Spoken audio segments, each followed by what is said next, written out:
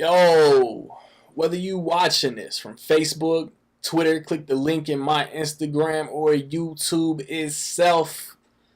What up, world? So I just watched Christopher Robin. It is what I am going to refer to as the newest, most recent Disney live-action adaptation. It stars Ewan McGregor, Haley Atwell, the voices of Jim Cummings, Toby Jones, and Brad Garrett. It is directed by Mark Forster, who directed Monsters Ball, Stranger Than Fiction, and Quantum of Solace, and World War Z. It's basically the hook of Winnie the Pooh fandom. What if Christopher Robin grew up?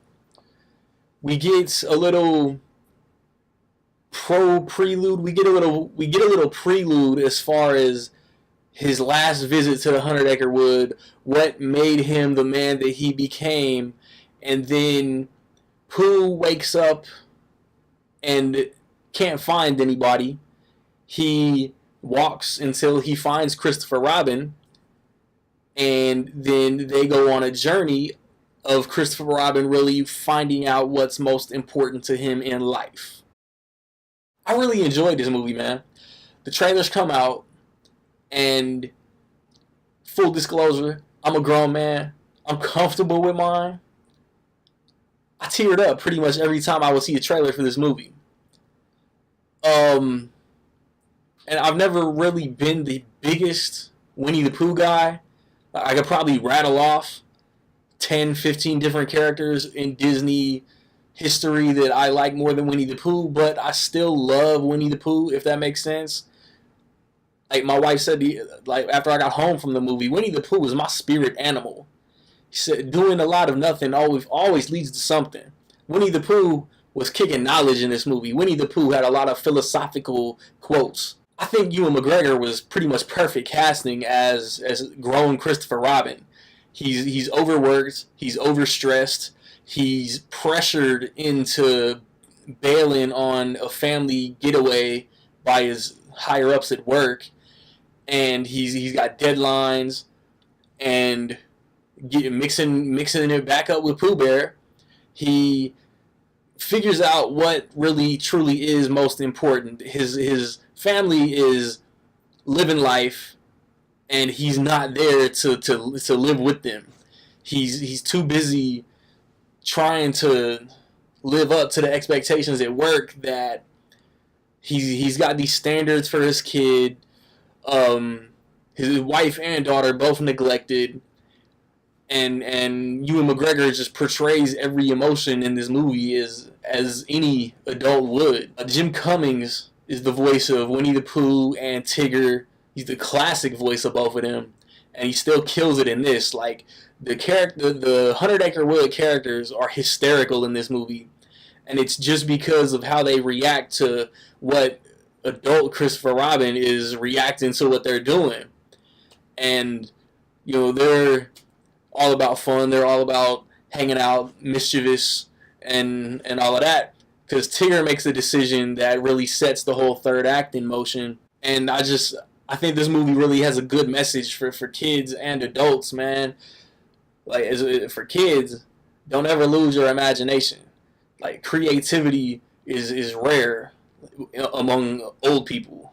I'm included in old people, man. I'm still creative though.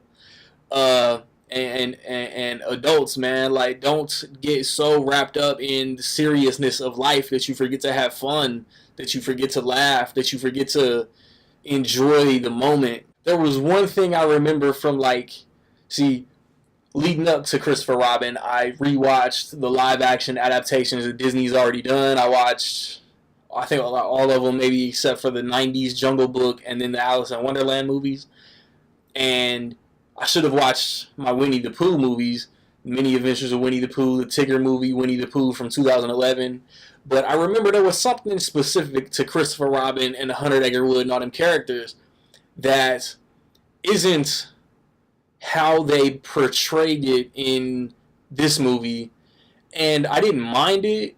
It's not necessarily a knock or a complaint, but like they show in the trailer, like Winnie the Pooh talks and then something happens, and I didn't know that was possible. So it clicked in the back of my head watching the movie. Like, I remember back in the old cartoons that wasn't really possible. I had a really good time watching this movie, man. If you ask me, it's the best, hands down, to date, the best straight family release of the year. You could say like Peter Rabbit, Incredibles, Hotel Transylvania.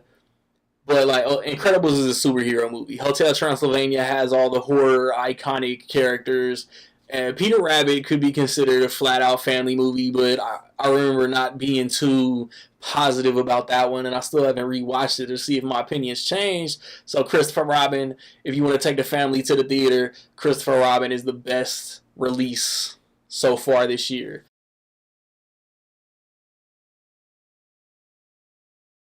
And with all that being said, man, in my opinion, I will say that Christopher Robin is dope. Have you seen Christopher Robin? What you think about it? Positive, negative, somewhere in between? Let me know. As I said in my review for The Spy Who Dumped Me, Rec League Podcast is alive and kicking.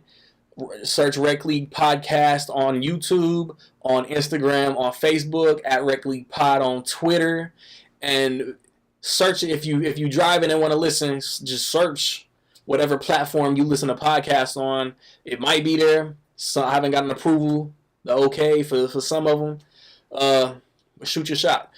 I've recently posted a review for The Spy Who Dumped Me, for Mission Impossible Fallout, Teen Titans Go to the Movies, Equalizer 2, Skyscraper, and Hotel Transylvania 3, man. Check those out. The Death of Superman comes out Tuesday. I want to review it Tuesday. The Meg next weekend. Mile 22 the weekend after that.